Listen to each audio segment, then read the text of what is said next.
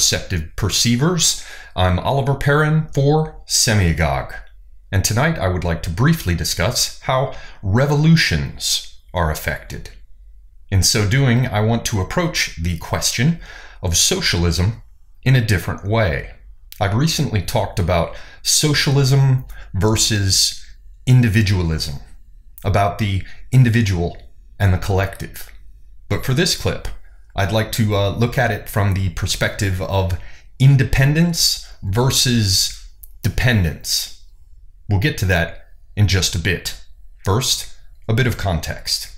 In the first two clips I ever posted on this channel, I looked at social justice warriors, and I considered the likelihood that all of them are suffering from some kind of personality disorder, as described in the clinical literature. For those of you who've not seen those two clips, I suggest you have a look at them. Seriously, check them out. You might even want to watch them before you watch this one, if you have the time. Basically, what I was trying to do with those two clips was to establish a psychographic profile that will help us to better understand what motivates the SJW, what motivates people such as those who join Antifa, what motivates the people who want to shut down free speech to usher in their egalitarian rainbow utopia. What motivates these delicate little snowflakes? Well, I think those two early clips of mine were useful steps in the right direction. But in those clips I mentioned that I was going to carry it all forward. That's what I'd like to finally do with this clip. If I'm correct, and the majority of people who go in for SJW agitation are suffering from one or more personality disorders, such as, for example, dependent personality disorder, then there are two questions that it might be worth our time to ask.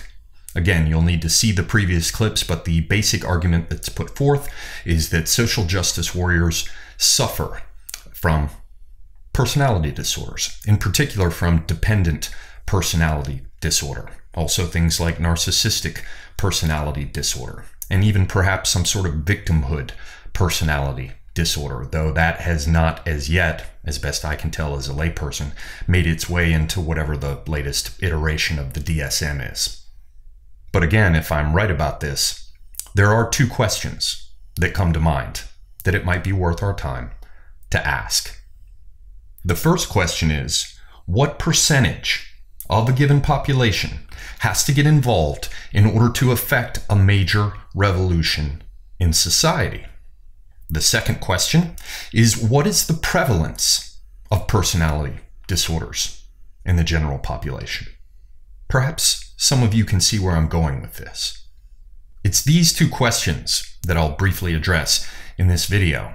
A related but separate question, and a very important one, would be whether it's possible to intentionally, to systematically, to methodically increase the prevalence of personality disorders in the general population through particular choices about what we show on TV, what we teach in school, what we propagate through advertising, and these other channels. But this third question is one that I will leave to each of you to consider on your own for a moment. I'll be touching on it again at the end of this clip. So let's get back to those two questions that I mentioned. The first question, as I said, can be framed as follows. If a certain number of people in a country want to effect a revolution, how many do there need to be? As far as the answer to this question goes, different people provide different figures, but when compared, they range from around 3.5 to 33%. Recent research by Chenoweth, if I'm pronouncing that name correctly, shows that if a population wants to get rid of a tyrannical leader, in the example she provides, they only need 3.5% of the population to be on board. People used to think it was around 5%. Progressive lefties writing revolutionary blog posts, how to shake up the system posts, sometimes quote figures as high as 15%. Now, To take an example from history, according to various estimates, the number of people who actively supported the American Revolution in the 18th century never amounted to more than a third. Never more than a third of the population, and most of the estimates are lower, more like 20%. So, if somebody wants to have a revolution, then on the low end, they need at least 3.5% of the population behind them. And on the high end, no more than 33%. Chenoweth, whom I just mentioned, has focused her research on why people use political violence, as well as seeking to identify alternatives.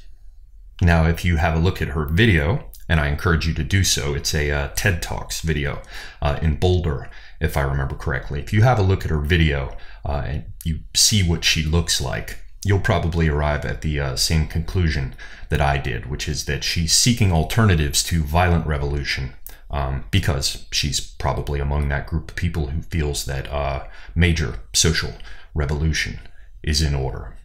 One of the interesting facts her research has uncovered is that from 1900 to 2006, 60% of violent campaigns for government overthrow failed, while a little over 20% were successful, and only 10% could be considered partial successes.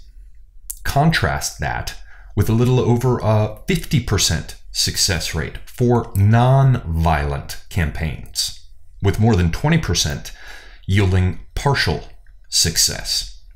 As she puts it in her TED Talk, and I quote here, from 1900 to 2006, nonviolent campaigns worldwide were twice as likely to succeed outright as violent insurgencies. She adds, this is again a quote, this trend has been increasing over time, so that in the last 50 years, nonviolent campaigns are becoming increasingly successful and common, whereas violent insurgencies are becoming increasingly rare and unsuccessful. As she points out, in the US, 3.5% of the population is only around 11 million people. Though it might sound like it's a large number, it's really not many people at all. There are probably 11 million people working just in higher education and in the mainstream media. Food for thought? You tell me. So let's look at personality disorders. How many people in the US actually have personality disorders? Well, here's what a press release on the National Institute of Mental Health website has to say about it.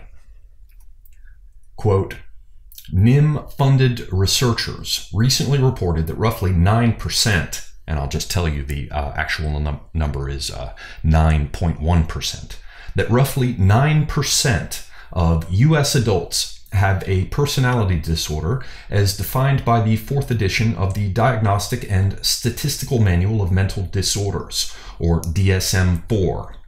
Many people with personality disorders were also found to have co-occurring mental disorders.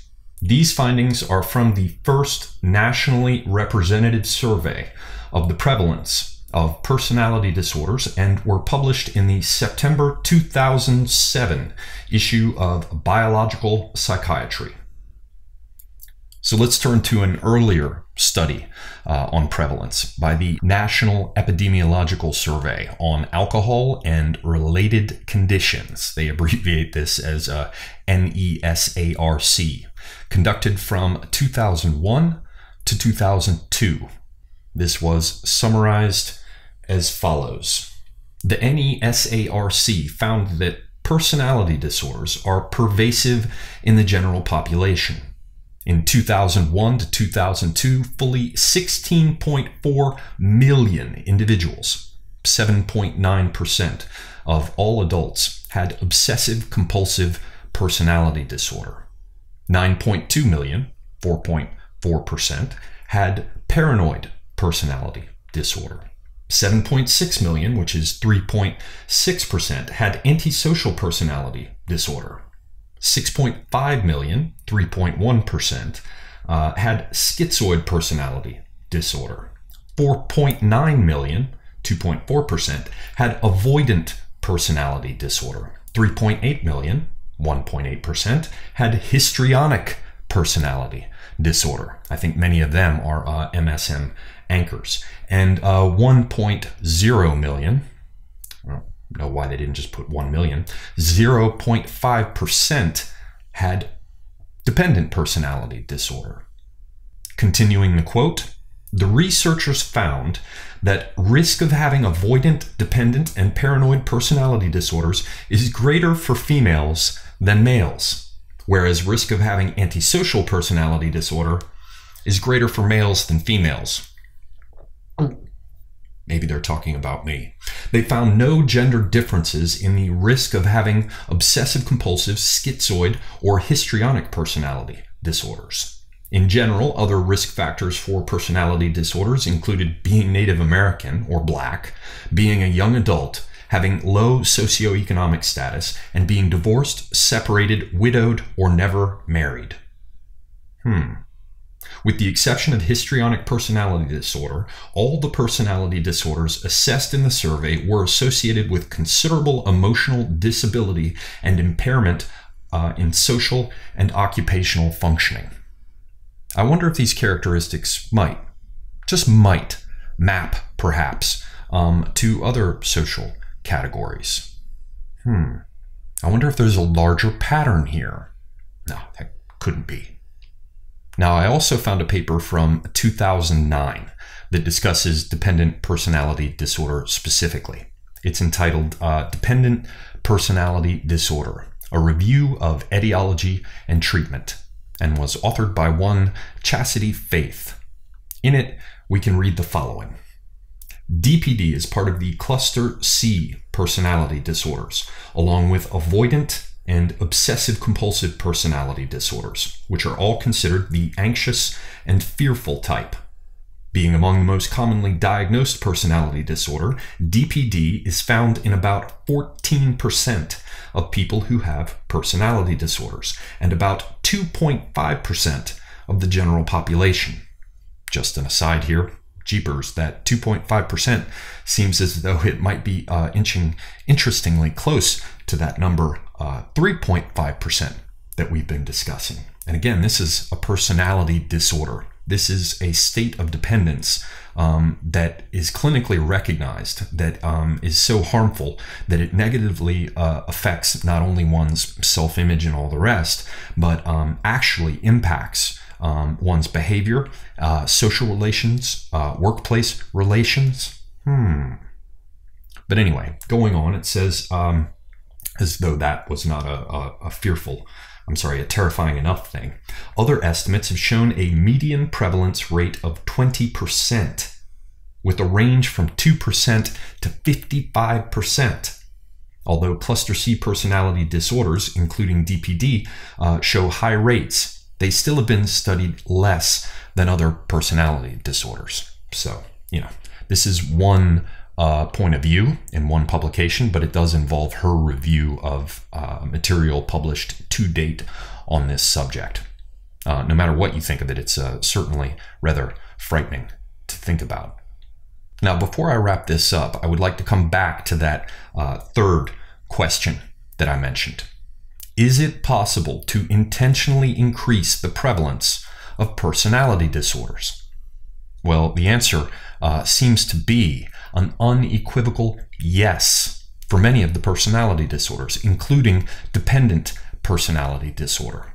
Studies have noted that authoritarian and overprotective parenting can lead to high levels of dependency. Here are a few more quotes for you from that last study I just mentioned. Overprotective parenting can lead to high levels of dependency. Similar to authoritarian parenting, overprotective parenting makes children believe they cannot function on their own without the help, guidance, and support of others. It is important to note that studies have also shown dependent behaviors in children may encourage and reinforce parents' overprotectiveness and increase their demandingness.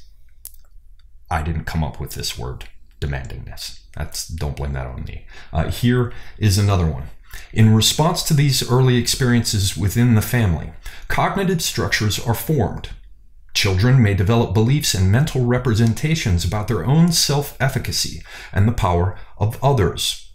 It has been noted that a cognitive conceptualization, that's even more long-winded than I get, a cognitive conceptualization.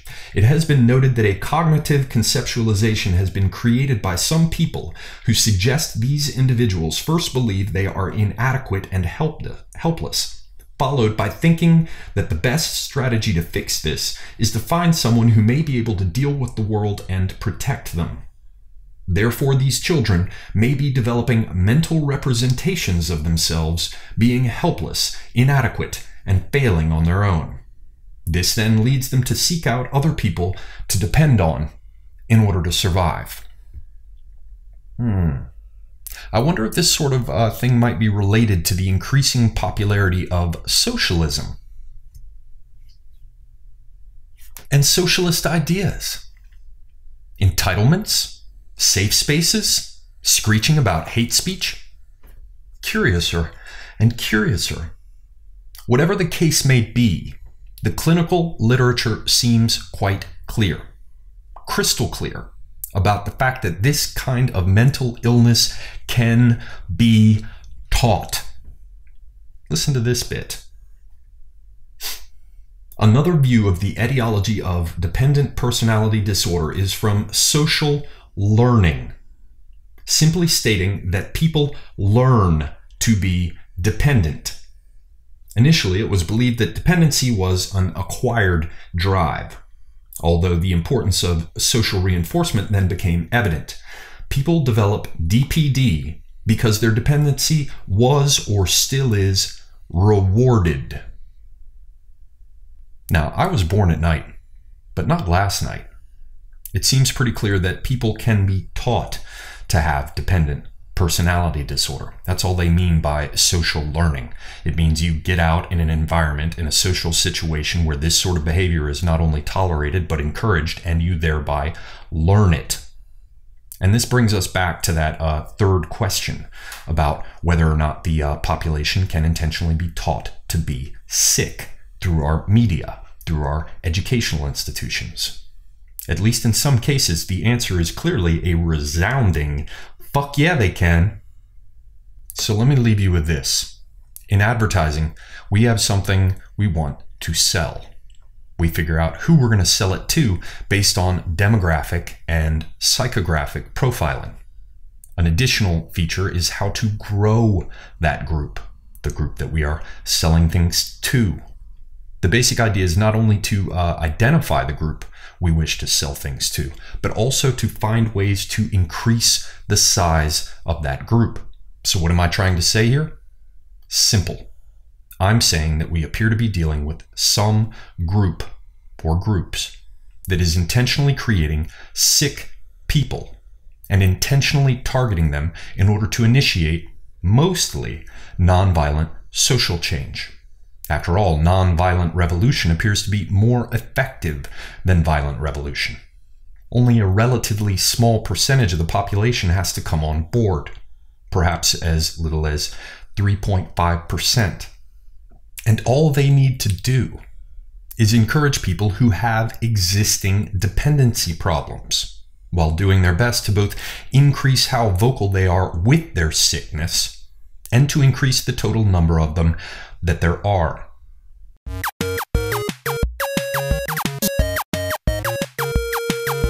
Conan, what is best in life? To crush your enemies, see them driven before you, and to hear the lamentation of their women. That is good. What's so horrifying about all of this is that the American mythos, the American ethos, stands upon the idea of independence. But instead of defending and increasing that independence, what we're seeing is a massive drive for dependence, a massive drive for socialism premised upon intentionally increasing the number of dependent people in our populations. Dependence is the opposite of independence. It's the opposite of freedom. It's the opposite of liberty. It thrives on fear and self-doubt. Dependency is what we suffer if we have a fucking addiction. Dependence prevents an individual from standing on his or her own 2 feet. Dependence is, in short, the gateway drug to slavery. That's what we've got here, people. And this very dependence, together with increasingly hysterical calls for much more of it, is exactly what we're facing. Get it? Got it? Good. Semiagog out.